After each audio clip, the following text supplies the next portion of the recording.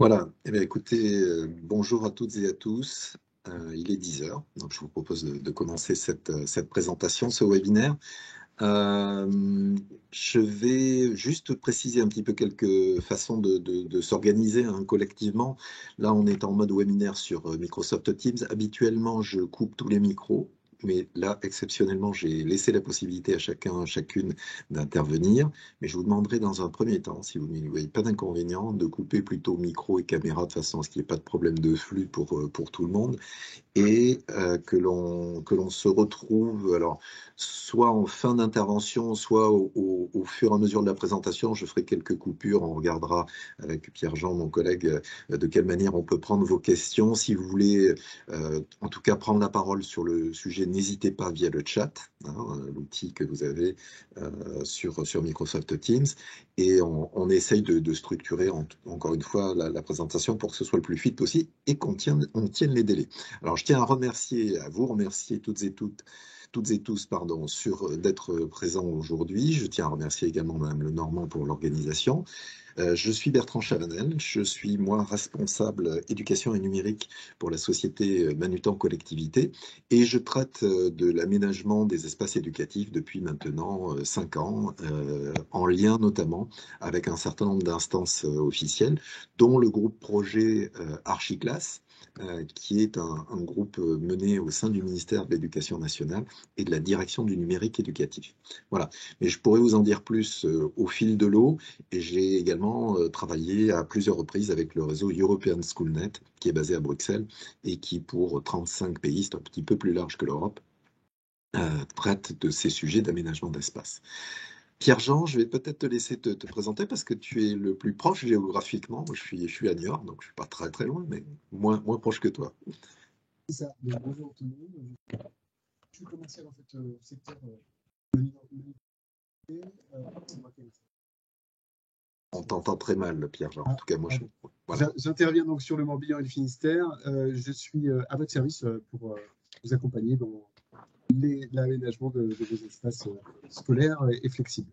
Voilà, nous, on est partenaire de DGL depuis longtemps avec Madame Lenormand, avec qui je suis en contact. Et c'est vrai qu'on avait eu l'idée de vous proposer quelque chose d'un petit peu différent, innovant, de changer un petit peu et de toucher le maximum de personnes sur ce sujet-là. Voilà. Donc, merci d'être là, en tout cas. Merci de cette présentation, Pierre-Jean. Je rappelle donc pour toutes et tous, pour ceux ou celles qui sont arrivés un petit peu en décalage, merci s'il vous plaît de maintenir votre micro coupé et la caméra si possible également pour ne pas perturber en termes de flux pour ceux qui auraient des problèmes de débit. Et puis, on va se laisser donc des temps de retour. Donc, n'hésitez pas malgré tout à intervenir sur le chat pour poser toutes vos questions. Et puis, on libérera le micro. Enfin, en tout cas, vous pourrez prendre la parole peut-être en fin d'intervention, suivant le temps qui nous restera. Alors, je vais, dans un premier temps, vous mettre en affichage le support de présentation. Support de présentation que vous devez voir maintenant. Si c'est le cas, merci de faire un petit signe, un petit pouce pour dire que c'est OK. J'espère que c'est parfait pour tout le monde. Alors, je vais mettre ça en plein écran pour que ce soit le plus... Voilà, on ne voit pas. Voilà. Voilà, ça sera plus simple pour tout le monde. Très bien, bah écoutez, le sujet, donc, c'est ce qu'on a appelé, nous, la nouvelle classe. On a intitulé ça bien-être et pédagogie, mais ça va sans doute un petit peu au-delà et c'est ce qu'on va essayer de développer. Alors, dans le principe, vous avez sans doute entendu parler du terme de forme scolaire. C'est un terme qui est d'ailleurs repris dans un document qui est très intéressant, qui est un appel à manifestation d'intérêt dont on parlera en toute fin de présentation, qui est porté par la Banque des Territoires et la Caisse des dépôts en définitive. Et donc cet appel à projet s'intitule Innovation dans la forme scolaire. Et donc on est tout à fait dans ce cadre-là, puisque dans la forme scolaire, il y a des notions d'hygiène, il y a des notions de sécurité, il y a des notions de climat scolaire, et puis il y a les notions tout simplement d'aménagement. Voilà. Alors, pourquoi rentrer dans le sujet de l'aménagement? Parce que c'est aujourd'hui un constat assez facile que de dire qu'il y a un grand nombre d'enfants voire d'adultes malgré tout, hein, il n'y a pas que les élèves qui sont concernés, qui ne sont plus complètement investis de la même façon dans l'espace scolaire. Et ils attendent sans doute d'autres choses, ne serait-ce que parce qu'en étant, j'allais dire, régulièrement connectés hein, à travers tous les outils numériques dont on dispose et les accès instantanés via les smartphones, c'est vrai que le contexte, la position n'est plus tout à fait exactement la même pour l'ensemble du corps enseignant. Alors, ce que je tiens à vous préciser, c'est que quand on parle de nouveaux espaces éducatifs, ça dépasse largement le cadre de la classe, première chose, on verra. Mais deuxième chose, il peut y avoir finalement plusieurs façons de concevoir ça, en se disant vers quoi on s'oriente et pourquoi je veux renouveler ces fameux espaces éducatifs. Alors moi, je vous présente trois notions qui sont sans doute les principales, mais il y en a sans doute bien d'autres en termes d'approche. Globalement, soit on le veut pour des questions de bien-être, hein, on se dit ben, ça sera profitable pour les enfants notamment et pour l'ensemble des équipes éducatives de travailler dans un contexte plus agréable au sens large, mais le bien-être va bien au-delà. Ça peut être aussi pour des raisons, c'est principalement d'ailleurs là-dessus qu'on nous questionne souvent en disant mais c'est un problème de flexibilité des espaces. Alors, on vient souvent vers nous pour des mobiliers mobiles à roulettes pour pouvoir réorganiser son espace en termes de cours si on parle de la salle de classe. Et puis, globalement, en mélangeant bien-être, flexibilité et d'autres choses, on peut parler quand même de nouvelles approches pédagogiques. Quand je dis mélangeant d'autres choses, c'est notamment lié au numérique. Et ce qu'il faut que vous ayez en tête, c'est que par exemple le réseau du European Schoolnet, qui au départ était centré sur le numérique pour l'ensemble des pays concernés, a fini par basculer progressivement sur l'aménagement des espaces parce que s'est rendu compte que c'était la façon la plus intuitive d'amener finalement un autre schéma, d'autres approches. Alors, l'idée aussi, c'est que si on fait de nouveaux aménagements, si on veut aller vers plus de flexibilité, plus de bien-être, voire plus d'approches pédagogiques différenciantes ou différentes, c'est sans doute pour une raison principale qui est celle de capter l'attention de manière différente des élèves. Et là, ce que l'on a écrit, hein, l'idée c'est que il est essentiel qu'on respecte finalement trois axes dans cette notion d'attention. La première, c'est la capacité de toutes et tous, y compris, alors le corps enseignant, ça va sans dire, mais il y a la partie, pourquoi pas, des personnels d'entretien, il y a les personnels administratifs de l'établissement, il y a les parents d'élèves qui peuvent être concernés. Si vous voulez concevoir de nouveaux espaces éducatifs, c'est un aspect un peu identitaire aussi, d'un point de vue d'un enjeu. Donc il y a un côté appropriation qui est extrêmement important et qui fait finalement que le lieu fonctionne ou ne fonctionne pas. Pour que ce soit bien approprié, pour que chacun se l'approprie, il est essentiel qu'il y ait une démarche de personnalisation autant que faire se peut, et donc de voir de quelle manière, soit ça reprend des thématiques, je dirais, propres à la discipline, soit ça prend des thématiques qui sont propres, pourquoi pas à la classe, voire à l'établissement. En tout cas, il y a une notion d'identification qui est très importante. Et dernier point qui va dans ce sens-là, la communication des lieux est extrêmement importante. Je vais juste prendre un exemple que vous allez très vite comprendre. Lorsque vous entrez dans une école primaire et que vous voyez un coin lecture, vous ne vous posez pas du tout la question de savoir finalement comment il est aménagé parce qu'on comprend que c'est un coin lecture et qu'il y a une intention spécifique. Et bien de la même façon, dans les espaces éducatifs et quel que soit le niveau scolaire, il est important de labelliser le lieu dans lequel on se place. Et donc si vous mettiez par exemple des postures très, très détendues, très relaxes dans un espace salle de classe, ça pourrait surprendre, ça pourrait dérouter, sauf si vous avez la précaution au départ de bien mentionner votre intention, donc de la communiquer. Nous, ce que l'on préconise, vous allez voir, vous allez vite comprendre, c'est que dans certains espaces, si on segmente l'espace dans une salle de classe par exemple, eh bien, il est intéressant de mentionner pourquoi on est dans telle zone, dans tel corner.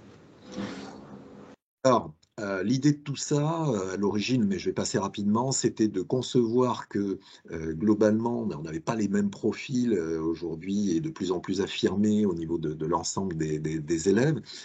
Cette théorie des intelligences multiples que vous avez en illustration est très, comment dire, challengée. C'est pas forcément quelque chose qui est admis de manière évidente par toutes et par tous, mais globalement, il y a quand même une forme de segmentation qui est intéressante parce qu'elle renvoie justement vers des aptitudes, ou en tout cas des logiques émotionnelles et attentionnelles des enfants qui peuvent être intéressantes à prendre en compte.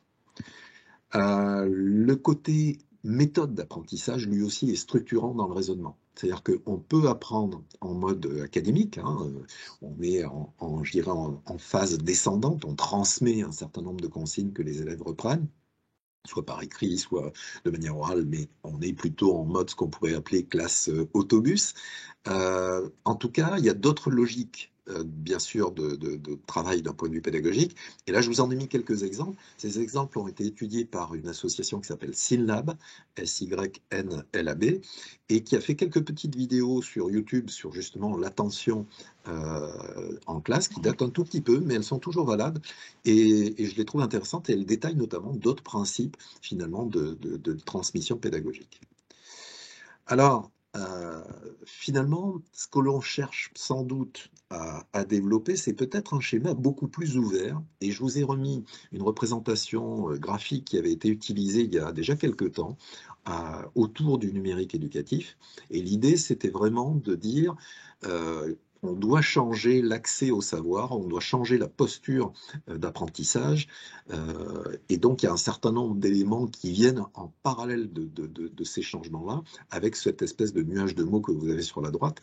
Et on voit très clairement sur l'image que les attitudes sont beaucoup plus ouvertes. On pourrait davantage d'ailleurs les assimiler à ce qu'on pourrait attendre, par exemple, dans un centre de documentation et d'information, mais ça fonctionne aussi dans d'autres espaces.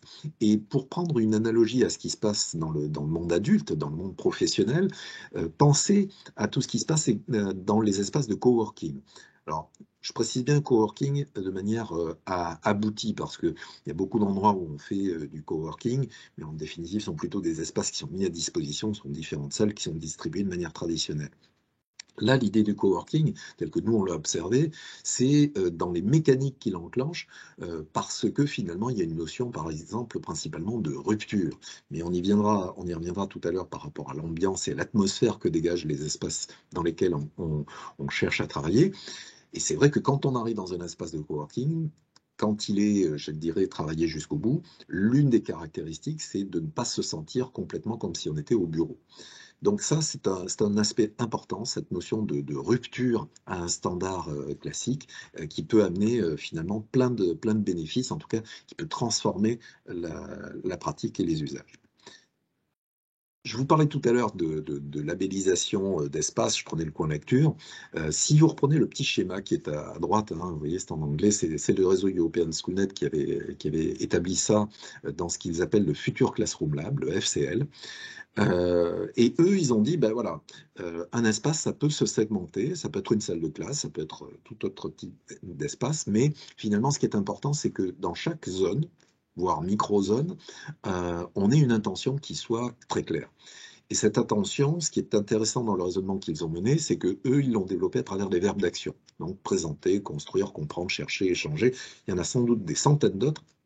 En tout cas, l'idée, c'est que vous ayez une vision très claire du pourquoi, finalement, vous investissez telle ou telle partie de l'espace. Je précise à toute fin utile que, bien évidemment, ça ne vient pas du tout en opposition de ce que j'ai appelé la classe plus académique, alors de manière un petit peu plus, comment dire, critique pour certains enseignants, ils appellent ça le côté autobus. En tout cas, l'idée de la segmentation, c'est vraiment de se dire que finalement, on dispose d'une intention précise et que donc, on équipe de manière précise en termes de choix des outils qui intègrent, je le redis, forcément aussi les outils numériques éducatifs. Voilà, donc ça c'est vraiment la base parce que si vous deviez rentrer dans un schéma d'aménagement et que vous vous dites, ben, je vais reprendre toute ma classe, si vous le faites dans un seul bloc, une vision monolithique, vous risquez d'avoir finalement des situations pas forcément très abouties, et même la flexibilité sur laquelle on va venir tout de suite, c'est pas forcément un argument facile à travailler au quotidien. Je vais juste prendre un exemple et on peut passer sur la flexibilité. C'est vrai qu'on a très souvent besoin de se dire, bah, tiens, je veux constituer des groupes. Et vous voyez, il y a différentes façons d'assembler, par exemple, les tables pour faire des travaux en atelier. C'est très bien. Et on a même eu pendant pas mal de temps des demandes sur des chaises pupitres que vous avez en bas à droite, que l'on distribue, il n'y a pas de souci. On sait trouver tous ces produits-là. Par contre, une petite alerte, c'est que tout ça, là encore, ne fonctionne que dans la mesure où vous avez une intention précise et où l'espace que vous allez créer est suffisamment structuré. Et c'est pour ça que les microzones que nous avons vues tout à l'heure, elles sont importantes, parce que faire une classe dite flexible, une nouvelle classe, ou quel que soit le terme qu'on utilise, c'est tout sauf le bazar. C'est-à-dire qu'en fait, comme je vous l'ai dit au tout début en parlant du coin lecture, il faut qu'il y ait une lisibilité de l'espace, que l'on comprenne ce que l'on fait à tel ou tel endroit, et surtout que cette structure-là soit pérenne. Si vous prenez les chaises pupitres que vous avez en bas à droite, ces chaises-là, j'ai en tête un exemple sur Nancy pour un établissement spécialisé. Ils avaient acheté beaucoup de chaises de ce type pour 40 élèves par salle. Alors, premier problème, c'est qu'en fait, à 40, dans les surfaces qu'ils avaient, bah, ça posait un problème de mobilité. Donc, on a perdu complètement, finalement, l'intérêt de base de ces outils-là. Et dans un deuxième temps, ce qui s'est passé aussi, c'est que de cours en cours, finalement, les élèves et les enseignants ne prenaient pas forcément la peine de remettre les chaises dans une situation viable, en tout cas visuellement, ce qui fait que quand on entrait dans la salle, bah, ou les salles, parce qu'ils avaient investi sur beaucoup de salles, quand on entrait dans ces salles-là, on avait une impression de bazar qui a été très très vite corrigée. Finalement, on s'est retrouvé avec des rangées. Donc, grosso modo, on a reproduit la classe autobus avec des installations qui n'étaient pas forcément faites pour ça au départ.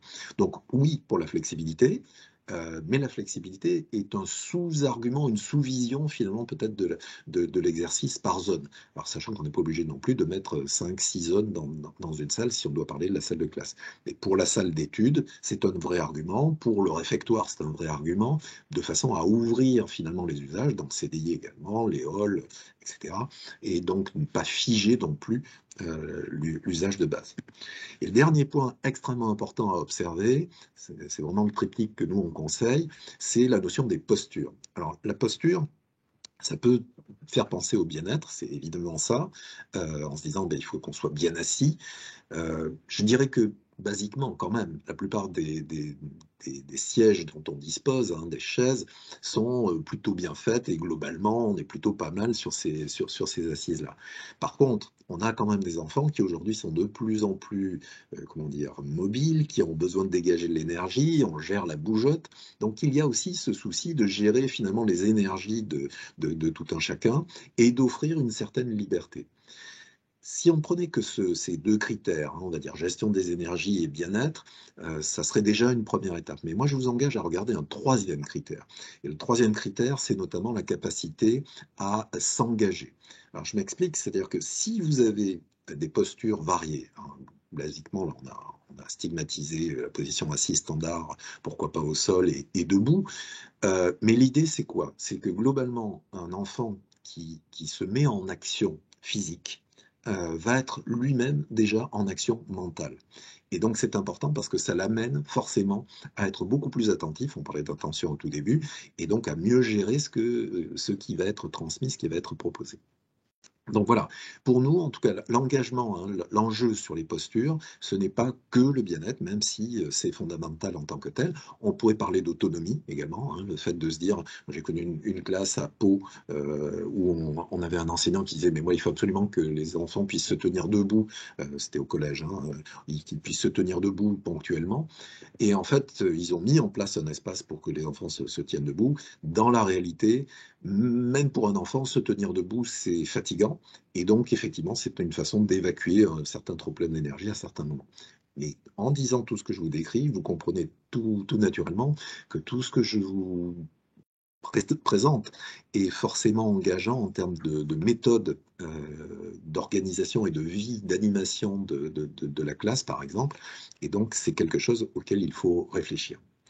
Alors, globalement, je l'ai dit, hein, l'enjeu majeur, c'est pas qu'on fasse quelque chose de manière très conceptuelle et qu'on se dise ça y est, je l'ai fait. L'enjeu, c'est plutôt d'essayer de trouver la meilleure façon pour que tout un chacun s'approprie encore une fois, les lieux et les aménagements dans lesquels on va se trouver. Donc là, l'appropriation, j'en ai déjà parlé, le bien-être fait partie des facteurs qui peuvent jouer de manière très forte sur la notion d'appropriation des lieux, pour une raison très simple, c'est-à-dire que là, on va jouer sur les basiques qui sont, par exemple, la qualité de l'air, s'il fait trop chaud, s'il fait trop froid, s'il n'y a pas assez d'aération. Alors, on pourrait en parler bien évidemment à tout ce qui s'est passé autour du Covid, mais je pense que ce qui est très important, c'est bien réaliser que, un peu comme dans la pyramide de Maslow, je ne sais pas si vous connaissez ce schéma-là, mais il y a une base à la pyramide. Et la base, c'est finalement, je mange, je dors et je me sens bien parce que j'ai ce qu'il faut pour respirer. Je suis dans un environnement qui n'est pas agressif au sens physiologique. Et puis le dernier point, je l'ai dit, en termes de communication sur les zones, mais ça marche aussi dans la façon de mener le projet. Et donc, il est très très important, si vous voulez, d'observer la maturité des publics. Alors ça peut être le corps enseignant, ça peut être également les équipes administratives, d'entretien, etc. En tout cas, tout un chacun va avoir besoin de faire un peu le cheminement que je vous décris pour comprendre pourquoi on change d'espace éducatif. Alors ça veut dire quoi en réalité? Ben là, vous avez une classe primaire. Je pense que vous verrez mon curseur. Et vous voyez, au centre de cette classe, qui est une classe de CM1, qui était prévue pour 26 élèves, c'est une classe tout à fait standard. Il y a à peu près 40 mètres carrés. Et dans cet espace, vous voyez, on nous a demandé très rapidement d'instaurer un îlot central. Donc là, c'est fait un peu de produits qui n'étaient pas vraiment destinés à faire un îlot, parce qu'à l'époque, on n'avait pas forcément ce type de produit immédiatement disponible. Mais l'idée, c'est que les enfants puissent se tenir debout ponctuellement. Et la réalité, c'est ça, c'est très ponctuel, c'est allez, 5 minutes, parce qu'au bout d'un moment, ils sont fatigués. Un autre élément qui me semble important, c'est le tableau que vous avez là. Alors, vous devinez, il y a deux tableaux en réalité. Alors, petite subtilité première, en haut à gauche, le vidéoprojecteur n'est pas centré.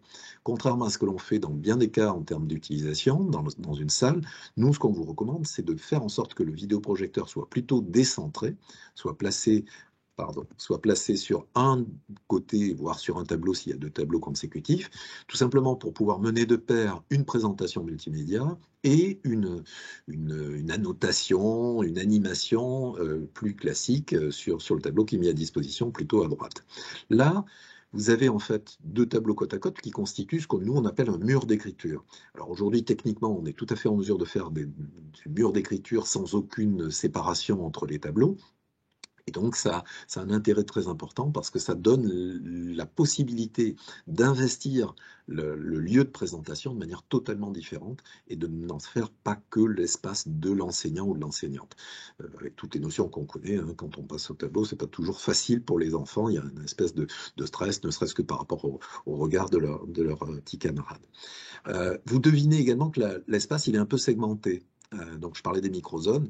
Sur 40 mètres carrés, il y a un espace qui est un petit peu plus traditionnel. On voit des chaises et des tables un petit peu traditionnelles. Juste devant le tableau, vous avez des assises qui sont différentes. On les voit en bas à droite, qui, elles, sont destinées finalement à suivre une présentation, mais sur une durée courte. C'est vrai que quand on vient d'une présentation collective, eh bien, on ne va peut-être pas le concevoir pour une heure complète.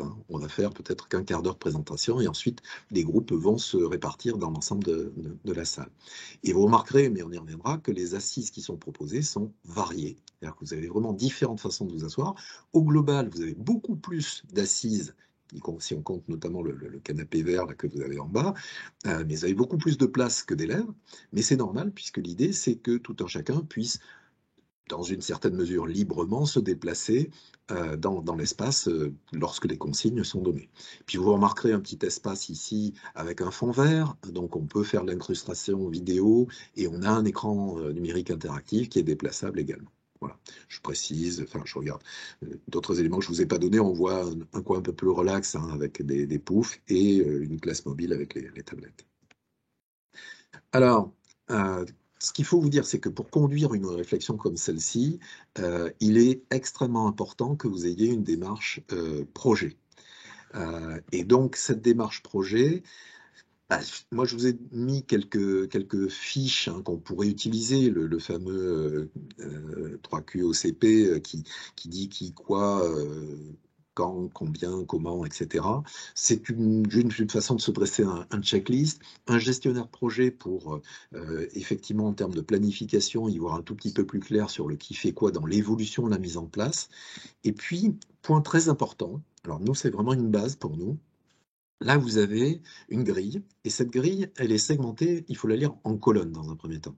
Donc là, vous avez des micro-zones, un peu à l'instar de ce que je montrais du European SchoolNet, une zone qui s'appelle présentation, une zone qui s'appelle apprentissage autonome, une zone qui s'appelle création, etc. Et pour chacune d'entre elles, en ligne, on va essayer de détailler les éléments en nombre de personnes sur chaque zone, à un moment donné, le principe d'animation ou de pratique qui va s'y dérouler, et puis peut-être une ligne en termes d'observation. Et derrière, juste en dessous, eh bien, vous avez le mix qui vient composer les équipements que l'on peut mettre en place dans chacune des zones. Alors, ce qui est très important, c'est que on a mis mobilier, hein, mais mobilier, il faut le scinder probablement en deux. Nous, on parle d'assises plutôt que de chaises, parce qu'on sait que les assises peuvent être plurielles. Il y a différentes façons finalement de prendre position assise. On peut d'ailleurs être en semi-assis, presque debout. Enfin, voilà. Il y a du détournement dans plein de places d'ailleurs à ce niveau-là. On a parlé également de surface de travail en complément dans le mobilier. Surface de travail plutôt que de table. Parce que là encore, il y a peut-être plusieurs façons de produire au-delà des tables. Et puis, globalement, vous avez les surfaces d'écriture, je précise tous ces termes-là, parce que les surfaces d'écriture elles-mêmes, elles renvoient vers ce qu'on peut appeler les tableaux, mais les tableaux, aujourd'hui, on est en mesure d'en faire partout.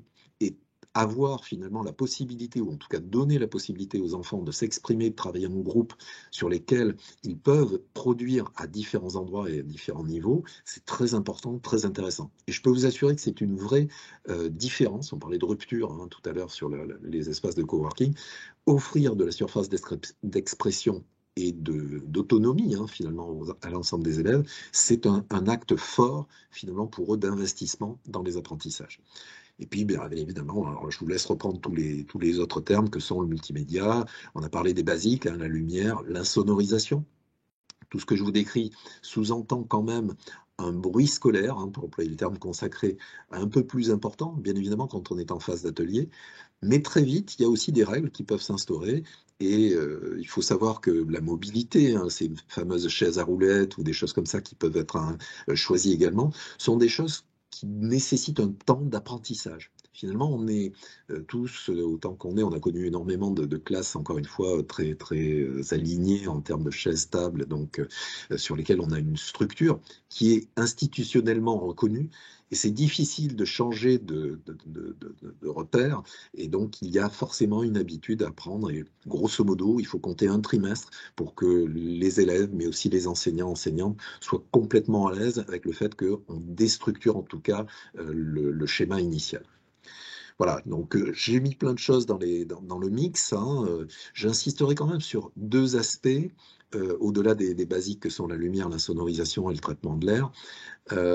Il y est très très sensible d'avoir un aspect de contexte, et de contexte qui s'insère notamment à travers la décoration ambiance.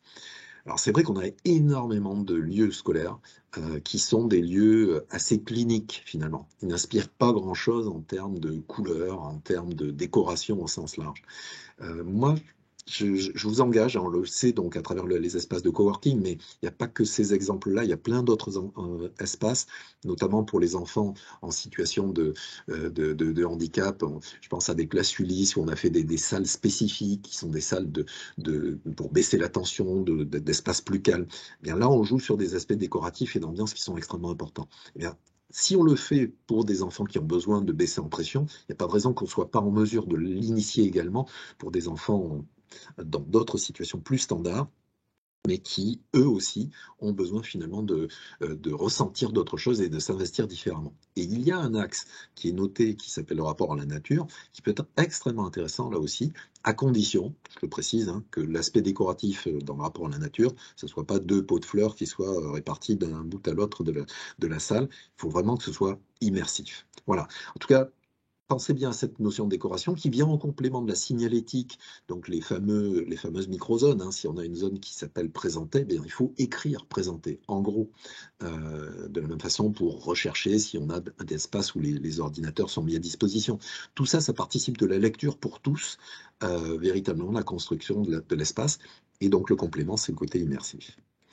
Alors ça donne ce genre de choses, hein. Vous voyez un schéma, une représentation qui a été faite à l'occasion du salon Educatis il y a quelques temps, où on avait investi, on a créé nous-mêmes en fait l'espace qui s'appelle Carrefour de l'innovation pédagogique. Et donc, vous voyez qu'on joue sur la délimitation des zones à travers des panneaux qui, eux, indiquent ce que l'on peut faire à tel ou tel endroit, mais aussi, pourquoi pas, à travers des coloris délimitant. Alors le sol, là, vous voyez ce qui est en vert, c'était de la pelouse synthétique. Mais on peut avoir d'autres formules qui viennent délimiter les espaces et dire, voilà, il y a bien un outil ou en tout cas une situation consacrée dans laquelle on doit s'investir et qui est donc équipée de manière bien spécifique. Ce qu'il faut que vous ayez en tête, c'est que le côté efficacité de tous ces paramètres a été quand même testé. Et je vous ai mis un petit schéma sur la droite, j'espère que vous arrivez à le lire. En tout cas, vous aurez la présentation, je pense, donc vous aurez la possibilité de grossir ça.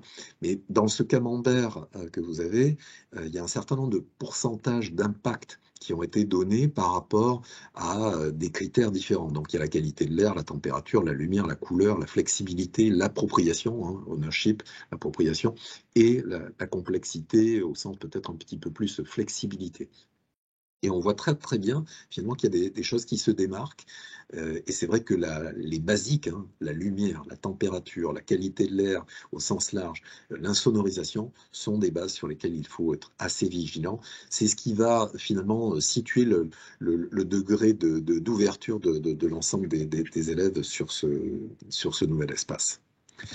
Alors, j'ai remis tout un tas d'autres formules de zones, hein, parce que effectivement, le European Schoolnet en avait identifié quelques-unes, et finalement, on pourrait aller à l'infini sur les verbes d'action pour aller chercher telle ou telle intention. Donc, c'est un travail préalable qui engage en plus les ressources et les méthodes pédagogiques que vous allez investir, et qui peut être très intéressant finalement en se disant, ben oui, à tel endroit, je vais y rester un quart d'heure, et donc si on y reste un quart d'heure, je peux peut-être me contenter, si je prends la zone de présentation, je vais prendre cet exemple-là, je peux peut-être me contenter d'assises qui ne soient pas des assises confortables, parce qu'en fait, ce que l'on recherche, c'est pas tant le confort que l'investissement et le niveau d'attention. Regardez bien en plus dans cette notion de confort aussi, le fait que on peut avoir un croisement finalement, hein, entre l'intention et l'équipement, et donc le fameux mix que je vous ai décrit à travers le tableau que je vous ai présenté tout à l'heure. Autre élément important, donc là je reprends le tableau, mais je vais passer sur cette diapo puisque vous l'avez déjà vu, les postures en elles-mêmes peuvent amener donc cette notion de confort ou d'inconfort, mais qui peut être maîtrisée. On n'a pas forcément intérêt à ce qu'on soit tout le temps dans une position confortable, sachant qu'il faut bien mesurer. Dans bien des cas, même sur une chaise, des enfants qui sont a priori en position confortable ont tendance, et un peu le monde adulte aussi, hein, à très vite dégouliner, glisser sur l'assise, et donc très vite à ne plus se tenir correctement, ce qui occasionne des problèmes, troubles musculo-squelettiques notamment. Donc attention à la notion de confort telle qu'on la vit, et c'est vrai que le côté sédentaire que l'on peut imposer pour des aspects disciplinaires, hein, ou en tout cas de structure de la classe, peut avoir de mauvais effets si, grosso modo, on n'intègre pas le fait que certains enfants, à certains moments, peuvent avoir besoin, ne serait-ce que de gérer les énergies, comme je l'ai dit, mais ils peuvent avoir besoin d'autre chose en termes de mouvement. Et le fait de se lever, le fait d'aller dans les différentes zones, dans l'espace, peut être en soi, là aussi, physiquement, plutôt sain. J'ai parlé d'Archiclass tout à l'heure, hein, le projet mené au sein du ministère de l'Éducation nationale. Si vous allez sur le site Archiclass, vous retrouverez ce type de fiche. Et les zones que nous, on a identifiées à travers ce qu'avait fait le European Schoolnet par des verbes d'action, là, elles sont identifiées de manière différente. Ce sont en fait les concepts d'une sociologue qui s'appelle Rosenbosch, qui, dans les pays nordiques notamment, avait établi un certain nombre de principes pédagogiques. Et donc, on retrouve des termes qui sont un petit peu différents. Feu de camp, grotte, oasis, où on comprend, on matérialise assez bien finalement d'un point de vue pédagogique ce qui peut s'y passer. Donc, c'est ouvert. Si vous préférez ou vous utilisez pour segmenter vos espaces, pour réfléchir à vos pratiques, ce type d'appellation, pourquoi pas. Je mettrai juste un bémol sur ce regard-là, c'est que l'ensemble des personnes extérieures à la démarche que vous allez mener auront certainement plus de mal à comprendre. Je pense notamment aux différents personnels, voire pourquoi pas aux parents d'élèves, auront peut-être plus de mal à concevoir ce que vous exprimez et vos intentions qu'à travers les verbes d'action. Voilà. Mais sachez qu'il y a ce raisonnement-là et que sur le site Archiclass, que je vous engage vivement à consulter, vous avez ces fiches qui reprennent les zones telles que ça a été décrit par Rosenbosch. Sur le site Archiclass, vous retrouverez également des représentations qui ont été photographiées en 3D virtuelles. Donc vous pouvez vous déplacer à l'intérieur pour voir justement quelles sont les configurations, comment l'espace se structure, même en termes de liberté de mouvement, hein, d'espace de circulation. C'est très intéressant. Vous avez des salles de classe, vous avez des CDI, vous avez des halls. Voilà, il y a plein de points sur lesquels on peut s'investir. Alors pour chacune de ces zones, hein, on peut définir finalement une règle de constitution et d'organisation. Ça sont des fiches qui datent un peu. Là, sur l'année 2022, dans le cadre d'Archiclass, on va reprendre ces fiches pour vous donner des idées d'équipements et de mobilier qui peuvent venir à l'intérieur de ça. Alors justement, en termes d'idées, ben voilà quelques exemples produits. Alors je ne sais pas si ça va marcher, j'espère que vous n'aurez pas trop de temps de latence dans la vidéo, mais je vous propose de découvrir quelque chose qui a été fait aux États-Unis dans le cadre de la présentation d'un produit particulier. Alors je ne pense pas que vous aurez le son, j'en suis pas sûr en tout cas. De commenter peut-être au fil de l'eau. Vous avez deviné que ça se passe plutôt outre-Atlantique.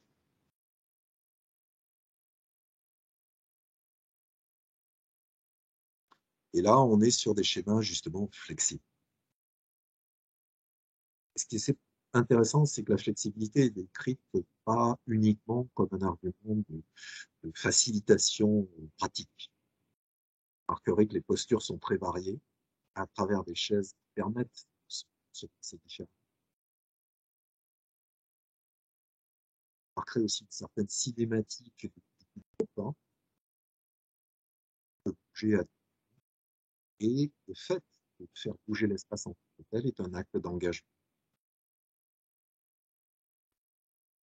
Ces fameuses postures, hein, les chaises sont constituées pour pouvoir s'asseoir sur le dossier en assis debout. Vous remarquerez qu'on a plusieurs surfaces d'écriture en ce moment.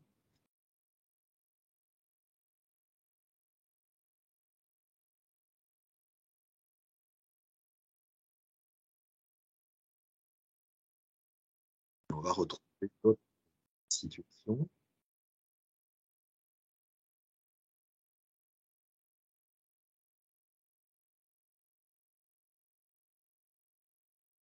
On est plutôt dans un CDI avec là aussi une table qui est finalement mobile. On voit que les chaises elles-mêmes sont étudiées pour pouvoir accueillir le matériel, hein, des enfants, pour éviter que ça traîne. Et on voit bien que l'intérêt, c'est de pouvoir favoriser tout un tas de situations souples.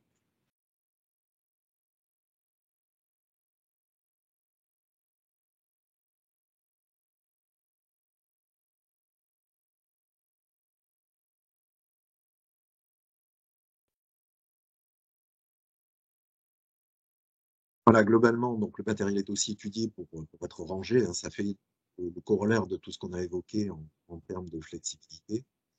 Et c'est vrai que moi j'aime beaucoup cette vidéo parce qu'elle apporte finalement une explicitation, une illustration assez claire, il me semble, de tout ce que l'on peut attendre dans un schéma, encore une fois, plus ouvert, plus flexible.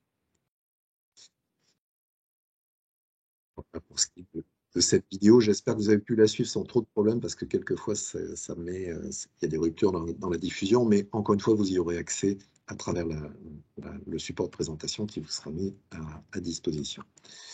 Alors, ça donne ça, hein, en termes de flexibilité, de manière plus pratique. Ça, c'était pour un collège sur la région parisienne. Et je ne vais pas reprendre la description, puisque je l'ai fait pour la classe primaire, mais vous comprenez que là aussi, il y a une segmentation. Mon seul regret, c'est que les espaces ne sont pas nommés, hein, donc on peut difficilement se dire, oui, mais qu'est-ce qui se passe dans ce cas-là? Qu'est-ce qu'on vient faire là? Est-ce que c'est pour se détendre? Est-ce que c'est pour un cas particulier d'étude? Pourquoi il y a des gradins ici, etc. Donc, pensez bien à labelliser vos espaces. La flexibilité, eh bien, elle est illustrée à travers, par exemple, l'utilisation de certaines tables. Moi, j'aime beaucoup ce type de table, par exemple, parce que si on prend le carré tel qu'il est constitué avec cet espace centré, on peut enlever éventuellement un angle et on peut accéder de manière beaucoup plus proche aux travaux que font les élèves. Mais elles peuvent se disposer, bien sûr, de manière beaucoup plus standard pour des travaux d'examen plus. Autre situation, avec des mobiliers eux aussi flexibles. Là, on est dans un espace qui est un espace, pourquoi pas, réfectoire, et on peut très bien ranger, hein, vous le comprenez, des tables qui se replient, qui sont sur roulettes, qui peuvent être collectives de différentes formes, avec des coloris aussi, hein. On a parlé de décoration et d'inspiration. Donc, on se donne un champ du possible beaucoup plus fort. Je parlais d'îlots dans la salle de classe primaire. Ben voilà ce qu'on en a fait. Donc, on a aujourd'hui une possibilité de monter des îlots de manière particulière qui permettent de ranger, mais qui ont également une surface d'écriture en tôle émaillée, hein, je le précise. C'est pas du Velleda qu'on vient coller et qui, au bout de 2 ans, finit par cloquer et est très sale. Là, c'est une tôle émaillée, donc c'est comme si vous étiez sur un tableau et vous pouvez partager des consignes pour lancer un travail collectif, par exemple, au début du cours. On a les cubes que vous avez vus tout à l'heure dans la salle de classe primaire qui sont oscillants. Ce sont des cubes en polystyrène très légers. Lorsqu'on les a mis en place dans la classe que vous avez vue tout à l'heure sur Paris, cette classe, les enfants ont pris plaisir à ranger eux-mêmes les cubes. Parce que finalement, ces cubes, ils ont aussi d'autres vertus. On peut jouer avec les couleurs, le nombre de points. Alors, vous devinez, il n'y a pas les pastilles là, sur les images, mais ça peut servir de dés. Et puis, je ne sais pas si vous voyez, mais il y a un petit interstice ici qui permet de glisser un capteur de mouvement. Et donc, ces fameux cubes peuvent servir également en termes d'outils de réponse. Si je le secoue, ça veut dire oui. Si je le pose, ça veut dire non, etc. Donc, vous pouvez le coupler à une présentation type PowerPoint, par exemple, pour animer les cours de manière très interactive. Puis, bien sûr, la vertu de base, c'est cet arrondi qui fait que je peux avoir un peu la bougeotte et je ne fais pas de bruit et je ne perturbe pas l'ensemble du cours. Même chose avec les tabourets qui s'appellent Mougou. Ces tabourets-là, ils sont extrêmement intéressants parce que finalement, ils offrent une grande souplesse en termes d'assises. Et ce qu'il faut savoir, c'est qu'un enfant qui s'assoit là-dessus, et même un adulte, hein, moi je les ai essayés, et sur une journée complète, c'est plutôt bénéfique. Finalement, on est dans une posture qui n'est pas une posture où on glisse sur l'assise. Donc, on est en dynamique, on se tient en posture physique où on sollicite les muscles, et donc, quelque part, c'est profitable. C'est très léger, et on a beaucoup d'enseignants qui nous avaient questionné sur des chaises à roulettes pour pouvoir se déplacer dans un espace pédagogique où ils font finalement des ateliers. Beaucoup se sont rabattus finalement sur ce type de tabouret, de culbuto, parce que c'est plus léger, et donc c'est extrêmement facile à déplacer. Un autre support que vous connaissez sans doute maintenant, parce qu'on en a beaucoup parlé, c'est ce qu'on appelle le Z-Tool. Et donc, vous voyez, l'idée, c'est que on s'assoit sur l'une des bases et on dispose avec son propre poids, finalement, d'une surface de travail. Alors attention, c'est pas destiné à apprendre l'écriture, hein. J'ai eu des questions dans ce sens-là. On me dit, mais pourquoi on le fait pas plus grand? Pourquoi on le fait pas pliant, etc. Parce que tout simplement, il faut que ça reste léger et que globalement, on soit sur quelque chose qui soit complètement déplaçable, mobile à l'intérieur de l'espace éducatif. Je passe sur les assises flexibles, relax. Je vous ai parlé des murs d'écriture. Vous voyez qu'on peut découper, on peut faire des frises, y compris dans la tôle émaillée pour avoir des surfaces complètes. Et c'est très intéressant en termes d'ouverture. Vous avez les tableaux mobiles sur lesquels on peut venir partager à tout moment. Vous avez des pergolas dans lesquels on peut là aussi créer des espaces immersifs. Donc ça, c'est intéressant aussi d'avoir des espaces que l'on peut décorer, que l'on peut aménager pour mettre des cloisons acoustiques, par exemple, ou des surfaces, là encore, d'écriture type tôle émaillée. Est-ce que ça donne dans un hall? Pourquoi pas? Ce que ça peut donner dans d'autres espaces. Là, on pourrait imaginer un CDI également. Et alors, je ne vais pas vous passer la vidéo parce qu'on est un peu court sur le CDI, mais vous la retrouverez dans la présentation. Sachez qu'il y a vraiment énormément de choses à faire sur tous les principes que l'on vient de citer. Juste une petite remarque, vous voyez, on a labellisé l'espace là, qui s'appelle rechercher, et donc on sait clairement ce sur quoi on doit repartir. Voilà une salle de classe qui existe, qui est pas loin de chez vous, qui est à Brest, et au sein de laquelle un enseignant a décidé de mettre des poufs. Il a décidé de mettre des écrans aussi de part et d'autre avec des tables un peu plus hautes, hein. On voit sur la gauche là des assises qui sont plus hautes également. Et la vertu de ce dispositif avec un demi-cercle, c'est qu'avec une tablette, avec un ordinateur, eh bien, dans un groupe de 3 ou 4 élèves, je peux partager sur le grand écran plus facilement qu'en tournant la tablette ou l'ordinateur. Voilà ce que ça donne de manière un peu plus large. Tout est facilement aussi aménageable en termes d'entretien. Et puis, je voulais terminer sur un espace. Là, je vais quand même vous diffuser la vidéo, même si on est un petit peu content. L'idée, c'est d'investir l'extérieur. L'extérieur, notamment à travers la cour de récréation. Et donc, je vais lancer la présentation. Comme tout à l'heure, je ne sais pas si vous entendez le son, parce qu'en règle générale, ça ne marche pas. Et globalement, la démarche est à peu près similaire à ce que l'on a évoqué à l'intérieur, c'est-à-dire qu'on va essayer de zoner, de définir un certain nombre de principes. Alors, la vidéo a été réalisée bien évidemment pour ce qui se passait aussi avec le Covid, donc il y a des notions de distanciation. Et globalement, avoir un marquage au sol, on peut aider à délimiter des espaces qui peuvent être aussi découverts. Il y a un espace que la salle de classe dehors. Et on parle bien de salle de classe dehors. C'est pas faire classe dehors, c'est pas sortie éducative au sens qu'on peut l'exercer par ailleurs. On a bien tous les dispositifs.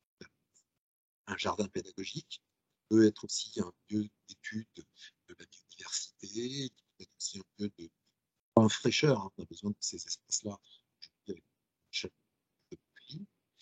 Puis, un autre espace qui n'est pas du tout un espace d'activité très marqué, c'est un espace où on vient se détendre.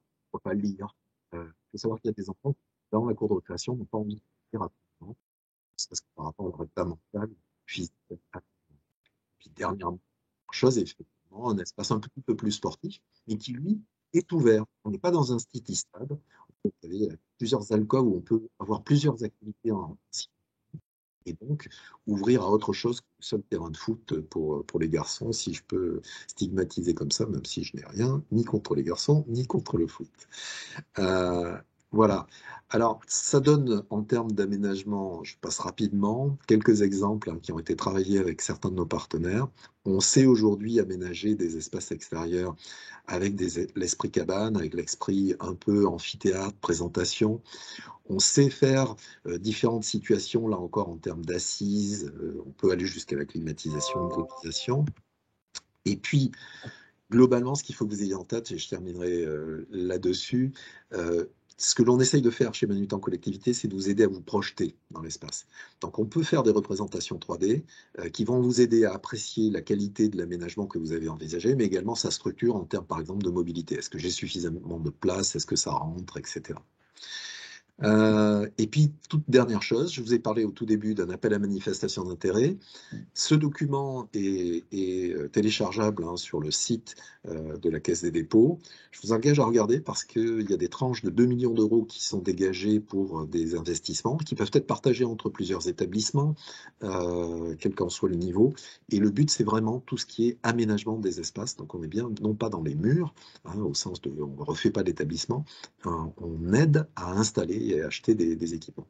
250 millions d'euros au total, c'est une somme colossale sur 5 ans, avec des phases de dépôt de projet mi-mars, mi-septembre. Donc là, c'est déjà engagé, bien sûr, pour le mois de mars. Mi-septembre, nouvelle phase de dépôt de projet, et l'année suivante, et ainsi de suite sur les 4 années.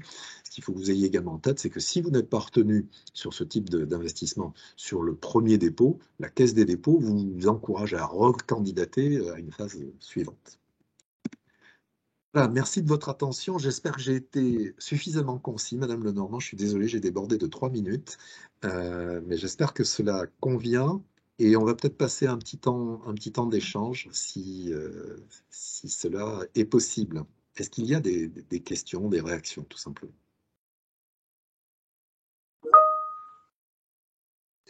Oui, Bertrand, on avait une question sur le montant, en fait, le budget que représentait une classe de CM1, par exemple, sur ces projets-là. Ce que On j'ai... On t'entend très vous mal, entend Pierre-Jean. pas, On Ah, t'entend très Monsieur mal. pardon. Gaumont, on vous entend pas. Alors, je vais essayer un peu mieux. Il faut que tu rapproches le micro de ta bouche, je crois. Est-ce que c'est un peu mieux? Non, c'est moins bien. Non.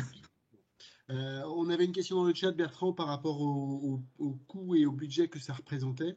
Oui. Encore une fois, moi, ce que je disais, c'est que c'était vraiment du sur-mesure et que pour le coup, on va s'adapter en fonction de vos exigences et de vos besoins aussi. Voilà. Ce qu'il faut savoir, c'est que globalement, hein, par rapport à un aménagement standard, oui, il peut y avoir un surcoût. Si vous prenez au global d'une salle, d'un espace, hein, quel qu'il soit, ça peut effectivement occasionner un surcoût. Moi, ce que j'aurais tendance à vous conseiller, c'est de plutôt réfléchir non pas sur un espace dans son ensemble, mais dans un premier temps, de vous lancer par petites touches. C'est pour ça que les microzones sont intéressantes et que peut-être que ponctuellement, bah, concevoir un espace de présentation, si je prends juste le premier verbe, hein, présenter de manière différente, ça peut être déjà un acte d'investissement particulier. Mais ça se fait bien évidemment sur les web TV, les web radios, qui sont eux aussi des espaces dédiés. Mais voilà, quand on découpe l'espace en se disant je vais faire de la recherche, je vais faire la construction collective, etc., c'est intéressant de regarder ça de manière progressive. Et donc ça a une influence bien évidemment sur le budget. Pour être précis, hein, parce que je suppose que l'idée c'est de savoir à quoi ça mène, de tête, parce que j'ai plus exactement les montants qui avaient été investis sur l'école que je vous ai montré, mais on devait être aux alentours de 20 000 euros, tout compris, mais il y avait l'écran, il y avait le vidéoprojecteur, il y avait les 2 tableaux, donc forcément il y avait un petit peu de multimédia là-dedans. Vous pouvez prendre la parole, hein, puisque les micros sont potentiellement ouverts, donc je vous laisse réagir. Est-ce que ça vous inspire? Quel est votre retour, votre vécu éventuellement par rapport à tout ça?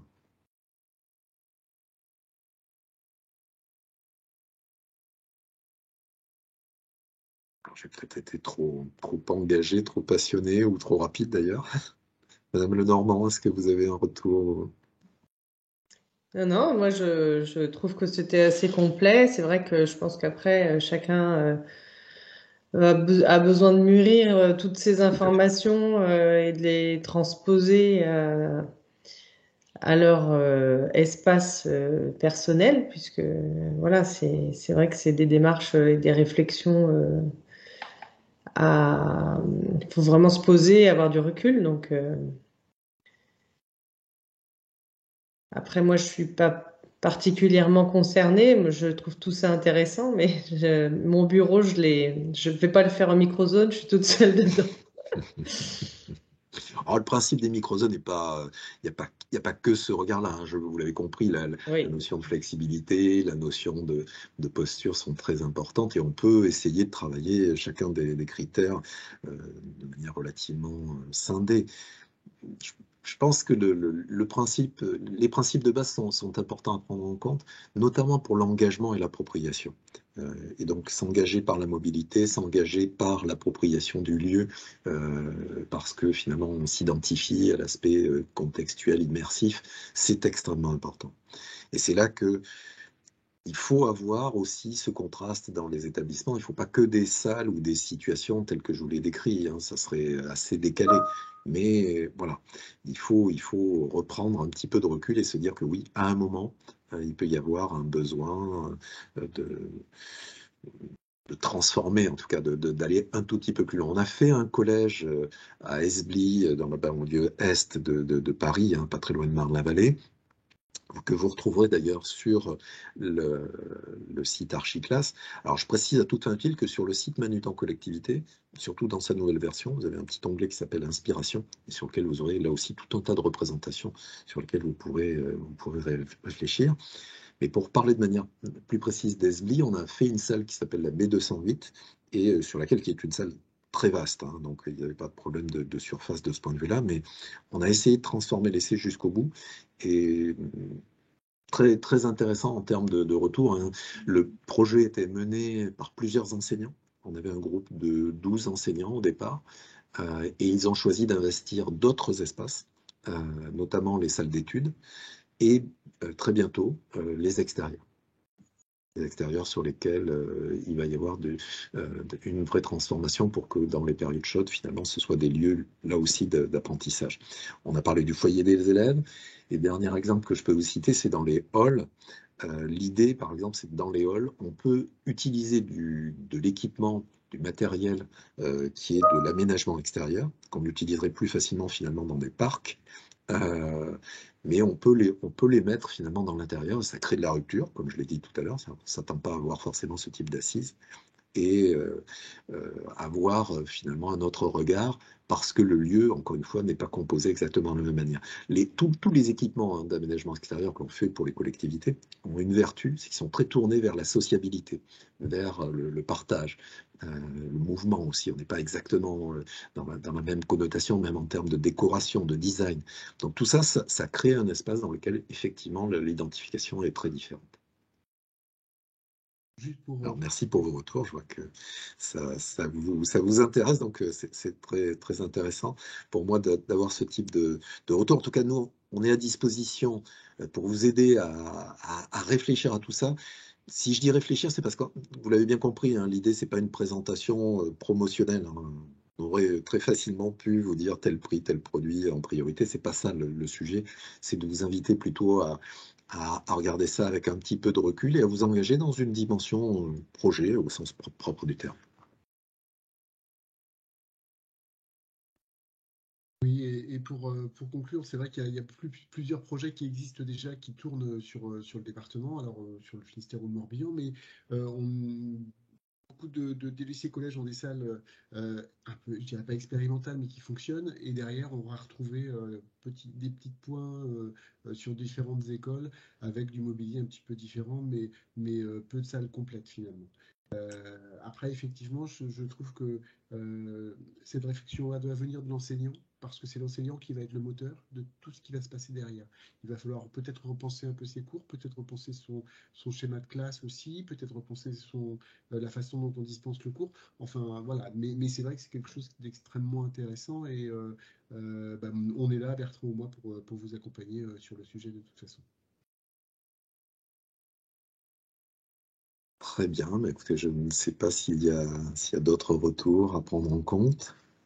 On arrive au terme de l'heure qui était envisagée, Madame Lenormand.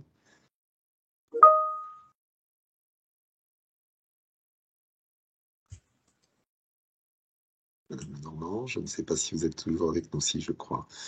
Mais je n'ai pas de retour. En tout cas, merci. Oui, j'avais perdu ma souris.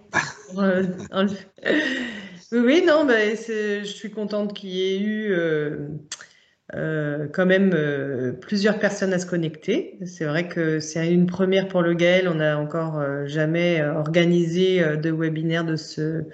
Je trouvais le sujet intéressant. Donc, bon, déjà, plus de 25 personnes, ça me paraît très bien pour un premier. De toute façon, moi, cette vidéo, je la mettrai sur le site internet quand j'aurai le lien, de manière à ce que chacun puisse retourner ou ceux qui n'ont pas pu se connecter ce matin puissent la voir. Du coup, prolonger un peu cette présentation pour tout le monde. Voilà, je vous remets à toutes fins utiles mon adresse mail personnelle, mais bien évidemment, Pierre-Jean, mais surtout Madame Lenormand sont à votre disposition pour faire le lien. Donc n'hésitez pas. Merci en tout cas, Madame Lenormand, de votre invitation. Merci à toutes et à tous de votre attention. Et puis au plaisir de vous retrouver dans de nouveaux projets, de nouvelles dispositions, comme vous le souhaitez. Merci. Très bonne journée à toutes et à tous. Au revoir.